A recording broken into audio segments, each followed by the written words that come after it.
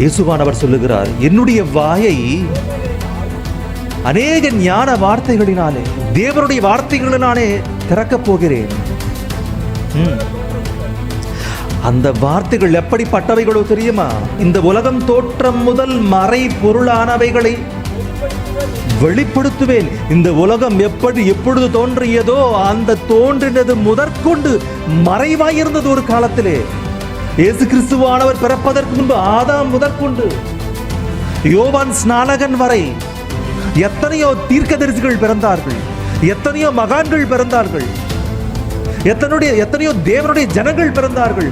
அவர்களுடைய வாயிலையும் கூட வராத தேவனுடைய மகா ஞான வார்த்தைகள், விஷயங்கள் இதோ நான் துவங்க போகிறேன்.